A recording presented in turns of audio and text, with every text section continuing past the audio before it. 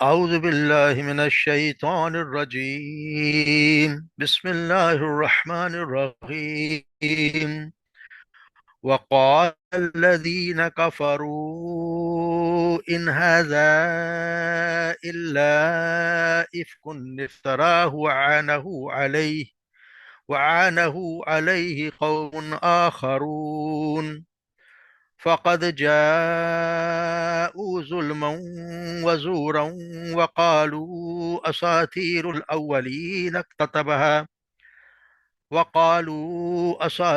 الأولين اكتتبها فهي تملى عليه بكرة وأصيلا قل أنزله الذي يعلم السر في السماوات والأرض إنه كان غفورا رحيما وقالوا ما لهذا الرسول يأكل الطعام ويمشي في الأسواق لولا أنزل إليه ملك فيكون معه نذيرا أو يلقى إليه كنز أو تكون له جنة يأكل منها وقال الظالمون إن تتبعون إلا رجلا مسحورا انظر كيف ضربوا لك الأمثال فضلوا فلا يستطيعون سبيلا.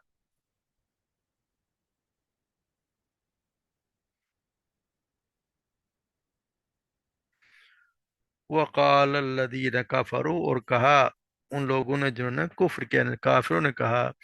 ان ہاذا، نہیں ہے یہ، الا مگر، افکن فتراہ، یہ ایک یعنی گھڑی ہوئی چیز ہے، اس نے گھڑ لیا ہے اسے، وعانہ، اور مدد کی ہے اس کی، علیہ، اس پر،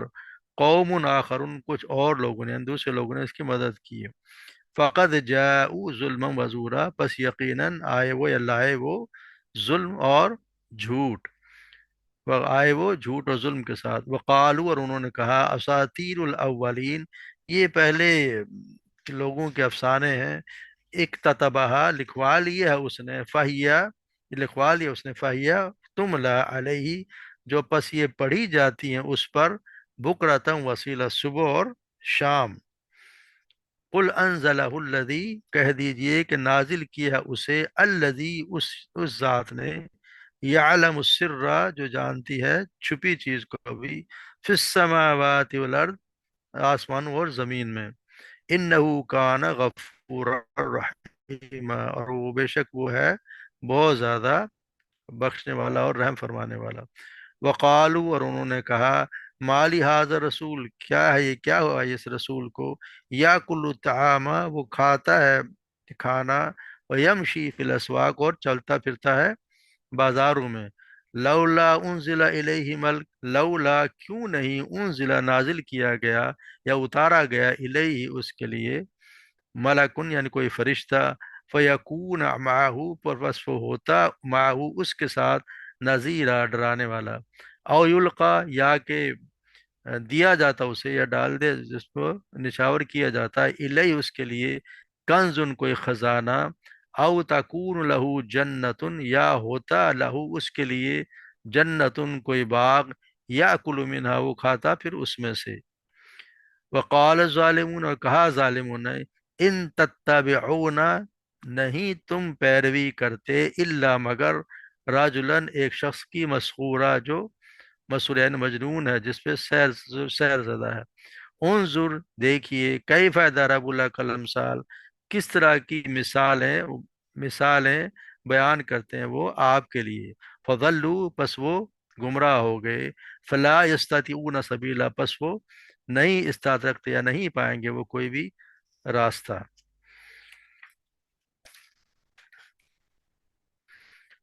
تو مجھے دیکھا ہے کہ کل جو ان لوگوں کے اس بارے میں بتایا گیا کہ یہ گھڑے، یعنی اللہ کی ذات پر انہوں نے کیا کیا چیزیں کی، کہ اللہ نے کوئی بیٹا بنا لیا ہے، اس کی کوئی اولاد ہے، یا اللہ کے بارے میں جو انہوں نے افطرا پردازہ کیا، آج وہ اس بارے میں آپ صلی اللہ علیہ وسلم کے لیے، یعنی کہ پہلے اللہ کی ذات کی طرف نسبت تھی، یہاں پہ یہ سمجھ لیں کہ دوسری جہالت بیان ہو رہی ہے جو آپ صلی اللہ علیہ وسلم کی نسبت سے ہے، کہ وہ کہتے ہیں کہ اس قرآن کو تو اس نے اوروں کی مدد سے خود ہی جھوٹ موٹ گھڑ لیا ہے، یعنی قرآن اس نے اللہ کی طرف سے نہیں ہے، تو اس نے خود گھڑ لیا ہے، اور اس میں اور لوگ ہیں جو اس کی مدد کر رہے ہیں۔ تو اللہ تبارک و تعالیٰ فرماتی ہے کہ ان کا ظلم اور جھوٹ ہے جس کے باطل ہونے کا خود انہیں بھی علم ہے۔ وہ جو خود کہتے ہیں اپنی معلومات کے بھی خلاف کہتے ہیں، کبھی یہ کہتے ہیں کہ اگلی کتابوں کے قصے اس نے لکھوا لیے ہیں، وہی صبح و شام اس کے مجلس میں پڑھے جاتے ہیں، یعنی کہ یہ جھوٹ وہ بھی ہے جس میں کوئی کسی کو شک بھی نہیں ہے، کیونکہ کیا رسول اللہ مکہ کے رہنے والے ہی نہیں بلکہ دنیا جانتی تھی کہ آپ صلی اللہ علیہ وسلم امی تھے، وہ نہ لکھنا جانتے تھے نہ پڑھنا جانتے تھے۔ 40 سال انہوں نے نبوت سے پہلے کی زندگی انہی لوگوں کے درمیان گزاری، اور اس طرح کے اتنی مدت میں ایک واقعہ بھی آپ کی زندگی کا یا ایک لمحہ بھی ایسا نہ تھا جس پہ کوئی انگلی اٹھا سکے۔ سب آپ سے محبت کیا کرتے تھے، آپ کو بہت زیادہ مقبول تھے، اور سارے معاملات میں اتنی معاملات خوش معاملے اتنی بڑی ہوئی تھی کہ ہر ایک کے دل میں آپ کے لیے جگہ تھی۔ سب لوگ آپ صلی اللہ علیہ وسلم کو امین کے خطاب سے پکارا کرتے تھے۔ تو یہ اب حالت یہ ہوگی کہ جب آپ اللہ تبارک و تعالیٰ نے ایک بلند ترین عزت سے آپ معزز کیے گئے، یعنی آسمانی وحی کے آپ امین بنا دیے گئے، تو صرف باپ داداؤں کی روش کو پامال ہوتے دیکھ کر یہ بیوقوف جو ہے یہ چہل بلے کی باتیں بنانے لگ گئے۔ کہتے ہیں کبھی آپ کو شاعر کہتے، کبھی مجنون کہتے، کبھی جھوٹا کہتے، یعنی کہیں بھی ان کی بات ٹکی، ایک جگہ ٹکتی نہیں تھی۔ تو اپنے بس معبودان جو باطل تھے ان کے جھنڈے بس کہتے ہیں کہ جو ان کے نیچے نہیں ہونے چاہیے، کسی طرح کے جو بھی ہو ان کو جواب یہی دیا جاتا ہے۔ مگر اب یہاں انہوں نے الزام لگا دیا کہ تو خود نہیں کرتے، کیونکہ خود ان کو پتا تھا کہ وہ سب جانتی دنیا کہ وہ آپ صلی اللہ علیہ وسلم پڑھنا لکھنا نہیں جانتے تھے، تو انہوں نے الزام لگا دیا کہ راتوں کو دوسروں سے لکھوا لیتے ہیں۔ اس سلسلے میں انہوں نے چند آدمیوں کے نام بھی لیے جو اہل مکہ کے ہی رہے تھے اور غلام ہوا کرتے تھے، وہ پڑھے لکھے تھے۔ ان میں سے ایک عداس نام آتا ہے، ایک یسار آتا ہے، ایک اور جبر کا نام آتا ہے، یہ غلام تھے۔ تو ان کا اندازہ یہ لگا ہے کہ اس بات کو تو کوئی بھی تسلیم کرنے کو تیار نہیں تھا، کیونکہ اگر یہ ہمیں پتا ہے کہ مکہ کے ظالم سردار تو ہے ایک ایک مسلمان کو مارتے پیٹتے تھے، تنگ کیا کرتے تھے، پھر ان کے لیے کوئی مشکل ہی نہ تھی کہ جن لوگوں کے متعلق کہتے ہیں کہ ان لوگوں نے ساری پرانی کتابوں کے ترجمے کر کے آپ صلی اللہ علیہ وسلم کو یاد کرا دیا ہے، تو ان کے گھروں پر یا خود آپ صلی اللہ علیہ وسلم کے گھر پر چھاپا مارتے اور سارا ذخیرہ برآمد کر لیتے، وہ لوگوں کو دکھا دیتے کہ یہ ہے جی اس میں یہ کام ہو رہا ہے۔ دوسرا یہ کہ جن لوگوں کے نام لیتے تھے وہ کہیں باہر کے لوگ تو تھے نہیں، اسی شہر مکہ کے رہنے والے تھے، ان کی قابلیتیں کسی سے چھپی نہیں تھی، وہ سارے غلام تھے۔ تو اتنی سی بھی ہر شخص جو تھوڑی سی بھی عقل رکھتا ہے وہ دیکھ سکتا تھا کہ آپ صلی اللہ علیہ وسلم جو چیز پیش کر رہے ہیں وہ کس پائے کی، کس شان کی زبان ہے، کس مرتبہ کا ادب ہے، وہ کیسے بلند خیالات اس میں، اور یہ کہتے ہیں کہ جی ان لوگوں سے لکھوا لیے۔ تیسری بات یہ کہ یہ جن لوگوں کی بات کی جا رہی ہے وہ کوئی بیرونی ممالک سے آئے ہوئے سارے غلام تھے جن کو ان کے مالکوں نے آزاد کر دیا تھا۔ تو اب یہ عرب کی قبائلی زندگی اگر ہمیں اندازہ ہو تو یہ اگر آزاد ہونے کے بعد بھی غلام اپنے سابق مالکوں کی ہی غلام یعنی سرپرستی میں رہتے تھے، اور ان کی حمایت کے سے ہی معاشرے میں ان کے لیے زندگی کا سہارا تھا۔ اگر ایسا بات ہوتا تو وہ جا کے ان کو کس طرح ممکن ہے کہ وہ ان کی ولایت میں ہوں اور جا کے آپ صلی اللہ علیہ وسلم کو ان کو جا کے راتوں کو باتیں سکھا رہے ہوں۔ اور سب سے زیادہ عجیب بات یہ تھی کہ یہ سب لوگ جن کے نام لیتے ہیں آپ صلی اللہ علیہ وسلم پر ایمان لائے، تو یعنی اور پھر اس عقیدت سے ایمان لائے کہ صحابہ کرام کو جس طرح آپ ذات مقدس سے آپ عقیدت ہے اسی طرح وہ بھی لے آئے۔ تو یہ ممکن ہے کہ کوئی اگر بناوٹی ہو اور کوئی کام اسی سے وہ خود بھی اس میں شامل ہو اور وہ بھی اس پر اسی طرح ایمان لے آئے، ایسا ممکن ہو ہی نہیں۔ پھر یہ بھی ہو کس طرح کی عجیب بات ہے کہ جن چند آدمیوں کی باتوں سے یہ لوگ کہتے ہیں کہ جی راتوں کو بیٹھ بیٹھ کر نبوت کا کاروبار تیار کر نبوت کی تیاری کی جا رہی ہے، اور جو آپ کے ساتھ رہنے والے تھے زید بن حارثہ تھے، علی بن ابو طالب تھے، ابو بکر صدیق تھے، دوسرے وہ لوگ، ان سے کس طرح یہ بات چھپ سکتی تھی کہ آپ صلی اللہ علیہ وسلم جو ہے وہ ان کو یہ سارا دن تو ساتھ رہا کرتے تھے؟ اگر اس میں کوئی تھوڑا بہت بھی شبہ ہوتا تو کیسے ممکن تھا کہ یہ اس قدر خلوص کے ساتھ آپ صلی اللہ علیہ وسلم ایمان لے آتے اور آپ کی حمایت میں ہر طرح کے خطرات اور نقصان برداشت کر لیتے؟ اسی لیے قرآن میں اس کو کسی وزنی اعتراض کیسے جواب دینے کی خاطر میں نقل نہیں کیا گیا، بلکہ یہ بتانے کی خاطر ان کا ذکر کیا گیا کہ دیکھو حق کی دشمنی میں یہ لوگ کیسے اندھے ہو گئے ہیں، کہ کس قدر سری یہ جھوٹ اور بے انصافی کی بات ہوتا رہا ہے. یعنی ایسی ایسی باتیں بنا جس کا کوئی سر پیر ہے ہی نہیں. تو ایسی یہ باتیں بنا رہے تھے، اسی لیے ذکر کر دیا، اسی لیے اس کا کوئی جواب اللہ نے دیا ہی نہیں. تو جواب یہی دے دیا کہ وَقُلْ أَنزَلَهُ الَّذِي يَعْلَمُ السِّرَّ فِي السَّمَاوَاتِ وَالْأَرْضِ، کہ اس کو تو اتارنے والی وہ ذات ہے، یہ وہ نہیں ہے ہر کسی کے، ہر جس نے پڑھ لیا ہو. یعنی کہ قرآن کی سچی حقائق پر سچی خبریں اللہ کی دی ہوئی ہیں، جو عالم الغیب ہے، جیسے ایک ایک ذرہ بھی زمین و آسمان میں کوئی پوشیدہ نہیں ہے. اس سے اس کے تو ماضی میں بیان کر جو بیان بات کے سبھی سچ ہیں، آئندہ کی خبریں بھی اس میں ہیں، وہ بھی ساری سچ ہیں، قرآن کی باتیں ہو رہی ہیں. اللہ کے سامنے تو وہی ہے کہ جو ہو چکی اور ہونے والی ہے سب بات یکساں ہے. وہ غیب کو بھی اسی طرح جانتا ہے جس طرح ظاہر کو جانتا ہے. اور پھر اس کے بعد تو اس سے کوئی چھپی چیز نہیں، تو یہ تو اس کی طرف سے ہے. تو یہ فرماتے ہیں انہ کان غفار اور رحیمہ. ساتھ یہ بھی بتا دے کہ وہ ذات ہے جو غفور الرحیم ہے. یعنی کہ یہ اس جگہ یہ فقرہ بڑا معنی خیز ہے. مطلب یہ کہ اس کی کیا شان ہے کہ یہ لوگ جو حق کو نیچا دکھانے کی کوشش کرتے رہتے ہیں، ان کو بھی مہلت دیتا ہے، اور فوراً سے ہی عذاب ان پر نہیں لے آتا. بلکہ یہاں ان کو یہ بھی کہا جاتا ہے کہ یہ جو سرکش دشمن اللہ اور رسول پر بہتان باز بھی ہیں، اس قدر ہدایت دینے والے لوگوں کو بھی اپنی عام رحمت کی دعوت دیتا ہے، اور اپنی طرف اپنے کرم کی طرف انہیں بلاتا ہے. وہ اللہ کو برا کہیں اور رسول اللہ صلی اللہ علیہ وسلم سے کوئی برا کہیں، اور وہ اللہ کے کلام کی باتیں بھی بنائیں، اور اللہ تعالیٰ انہیں اپنی رحمت کے رہنمائی کرے، اپنے فضل و کرم کی دعوت دے، تو کیسا رحمان رحیم ہے وہ. اسلام اور ہدایت ان کو پیش کرے، اپنی بھلی باتیں بھی ان کو سمجھائے اور بجھائے. اس طرح ہم دیکھتے ہیں نا کہ جہاں پہ عیسائیوں کی جو تثلیث پرستی کا ذکر کرنے کے بعد ان کی سزا کا بیان کرتے ہوئے وہاں پہ بھی فرمایا وَأَفَلَا يَتُوبُونَ إِلَى اللَّهِ وَيَسْتَغْفِرُونَهُ وَاللَّهُ غَفُورٌ رَحِيمٌ. یہ لوگ کیوں اللہ سے توبہ نہیں کرتے، اور کیوں اس کی طرف جھک کر اپنے ایسے اپنے گناہوں کو معافی طلب نہیں کرتے؟ وہ تو بڑا ہی بخشنے والا اور بہت ہی مہربان ہے. اسی طرح ہم دیکھتے ہیں کہ سورہ بروج میں مومنوں کو ستانوں انہیں فتنے میں ڈالنے والوں کا ذکر کر کے بھی اللہ تبارک نے یہ فرمایا کہ ایسے لوگ بھی اگر توبہ کر لیں اور اپنے برے کاموں سے ہٹ جائیں، باز آ جائیں، تو میں بھی ان پر سے اپنا عذاب ہٹا لوں گا اور رحمتوں سے نواز دوں گا. یعنی اللہ تبارک و تعالیٰ سب کچھ کرنے کے باوجود بھی اللہ تبارک و تعالیٰ تو اتنے غفور رحیم ہے کہ وہ پھر بھی بخشنے کو تیار ہیں. جیسے امام حسن بصری جس طرح کہتے ہیں کہ کیسے مزے کی بات ہے. آپ فرماتے ہیں اللہ کے رحم و کرم کو دیکھو، یہ لوگ اس کے نیک چہیتے بندوں کو ستائیں، ماریں، پیٹیں، قتل کریں، انہیں توبہ کی طرف، اپنے رحم کی طرف اللہ تبارک و تعالیٰ پھر بھی بلا رہا ہے.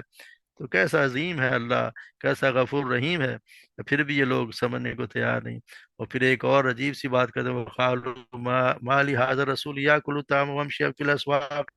یہ کیسا رسول ہے جو کھاتا پیتا ہے، بازاروں میں چلتا پھرتا ہے. یعنی ان کے حساب سے یا جو بھی مشرک ہیں ان کے ذہن میں یہی ہمیشہ سے ہوتا رہا ہے کہ یہ انسان جو ہے، وہ بشر جو ہے کبھی رسول ہو نہیں سکتا. یعنی بشر کے لیے ضروری ہے کہ وہ ایسا ہو کہ وہ فرشتہ ہونا چاہیے، وہ رسول نہیں ہونا چاہیے. تو یہاں یہ دیکھیں، یہ کیسا رسول ہے جو ہماری طرح کھاتا پیتا ہے، ہماری طرح بازاروں میں چلتا پھرتا ہے، بازاروں میں تو اس کو ان کے حساب سے تو ایسا ہونا ہی نہیں چاہیے. یہ ان کا یہ رسالت کے انکار کی وجہ بیان کرتے ہیں کہ یہ کھانے پینے کا محتاج کیوں ہے، کیوں یہ اس کے ساتھ، پھر یہ کہتے ہیں اس کے ساتھ کوئی فرشتہ کیوں نہیں اتارا گیا. اگر فرشتہ اتارتے پھر اس کی دعوے کی تصدیق کرتا، لوگوں کو اس کے دین کی طرف بلاتا اور عذاب الہی سے خبردار کرتا. اور یہ کہتا کہ جی یہ جس طرح کے، اور پھر اس کے پاس کوئی خزانہ کیوں نہیں اتارا گیا. چلو فرشتہ نہیں آتا، یہ اس کے ساتھ یلقا الیہ کنز، اس کے ساتھ خزانہ کیوں نہیں اتارا گیا. یا اگر خزانہ نہیں تو اس کے ساتھ کوئی ایسا باغ ہی دیتا جس سے وہ کھاتا پیتا اور اپنے معاش سے وہ بے پرواہ ہو جاتا. تو اسی طرح کی ہے، فرعون نے بھی یہی کہا تھا کہ فلولا القی علیہ اسورۃ من الذهب. یعنی اس پر سونے کے کنگن کیوں نہیں ڈالے گئے، یا اس کے امداد کے لیے آسمان سے فرشتے کیوں نہیں اتارے گئے. مطلب یہ کہ ان کافروں کے دل سب کے یکساں ہیں. آپ کے زمانے میں بھی کفار، اس زمانے میں بھی یہ فرعون نے یہ کہا، اور آپ کے زمانے میں کفار نے یہ کہا کہ اچھا یہ نہیں تو اسے کوئی خزانہ ہی دے دیا جاتا تو خود اپنی آرام سے کچھ زندگی بسر کرتے، دوسروں کو بھی دیتا، ان کے ساتھ کوئی چلتا پھرتا باغ ہوتا تاکہ اپنے کھانے پینے کے تو بے فکر ہو جاتا. تو یہ ان کے عجیب ہے، کیونکہ یہ تو اللہ تبارک و تعالیٰ ہے، تو چاہے تو اس کے لیے بہت کچھ آسان ہے. لیکن اللہ نے ان چیزوں کو نہ دینے میں بھی حکمت ہے. تو یہ ظالم اسی طرح مسلمانوں کو بھی بہکاتے اور کہتے ہیں کہ تم تو ایک ایسے شخص کے پیچھے لگ گئے ہو جس پر کس نے جادو کر دیا ہے. یعنی پھر مسلمانوں کو یہ بھی کہتے ہیں تم تو جادو زدہ شخص کے پیچھے لگے ہو، یعنی کہ وہ تو دیوانہ ہے۔ تو اہل عرب کے نزدیک دیوانگی کی بس دو تین وجوہات ہی ہوا کرتی تھی، یا تو کسی پر کہتے تھے کہ جن کا سایہ ہو گیا ہے، یا کسی دشمن نے جادو کر کے پاگل بنا دیا ہو، اور تیسری وجہ یہ تھی کہ ان کے نزدیک کہ جی کسی دیوی دیوتا کی شان میں آدمی کو گستاخی کر بیٹھا اور اس کی مار پڑ گئی ہو۔ تو ان کا آپ صلی اللہ علیہ وسلم کو بھی یہ وقت تینوں ہی چیزوں کے متعلق بیان کر دیتے تھے۔ کبھی کہتے کہ کسی نے جن کا تسلط ہو گیا ہے، کبھی کہتے کسی دشمن نے جادو کر دیا ہے، کبھی کہتے کہ ہمارے دیوتاؤں میں سے کسی کی بے ادبی کا خمیازہ بھگت رہے ہیں۔ تو یہ ان کی حالت تھی، پھر لوگوں کو یہ بہکایا کرتے تھے اسی طرح۔ تو پھر یہ بتایا جاتا ہے انظر کیف ضرب لک الامثال فلا یستطیعون سبیلا فضلوا فلا یستطیعون سبیلا، یعنی کہ دیکھو یہ کیسی بے بنیاد باتیں بناتے ہیں، یہ کسی ایک بات پر بھی جم نہیں سکتے، ادھر ادھر کا یہ باتیں بدلتے رہتے ہیں، کبھی جادوگر کہہ دیا، کبھی کیا ہوا بتا دیا، کبھی شاعر کہہ دیا، کبھی جن کا سکھایا ہوا کہہ دیا، اور پھر کبھی جھوٹا کہہ دیا، کبھی مجنون کہہ دیا۔ حالانکہ سب باتیں بالکل غلط ہیں، ان کا غلط ہونا اس سے بھی واضح ہے کہ خود ان میں تضاد ہے، کسی ایک بات پر بھی خود ان مشرکین کا اعتماد نہیں ہے، گڑتے ہیں پھر چھوڑ دیتے ہیں، پھر گڑ لیتے ہیں پھر بدل دیتے ہیں، کسی ایک بات پر جمتے ہی نہیں ہیں۔ تو یہ حالت ان کی یہ کہ اس طرح کرنے کی وجہ سے ان کا حالت یہ ہو گئی کہ اب وہ اپنی راہ سے بالکل بھٹک گئے، اور اللہ تبارک و تعالیٰ نے ان کا کوئی ابھی رکھا ہی نہیں کہ وہ کسی صحیح راستے پہ آ جائیں۔ ان کی ایسی ایسی مثالیں جب انہوں نے ایسی ایسی بیان کی ہیں، تو آخر ان کی حالت یہ ہو گئی کہ اللہ تبارک و تعالیٰ کہتے ہیں کہ یہ اس کا نتیجہ یہ ہے کہ وہ راہ حق سے دور بھٹک گئے ہیں، اب ان کی ہدایت کی کوئی امید نہیں ہے، تو ہو ہی نہیں سکتا ہے کہ ایسا ہوگا۔ تو اس لیے اللہ تبارک و تعالیٰ نے ان کو سمجھانے کے لیے اتنے، ہمیں اصل میں تو ہمیں سمجھانے کے لیے دیے ہیں کہ یہ کس طرح کی باتیں وہ کیا کرتے تھے، اور جو اس طرح کی باتیں کرے اور اللہ کے رسول پہ کے متعلق بھی اس طرح کا گمان رکھے، تو پھر سمجھو کہ وہ اپنے راہ سے بھٹک گیا،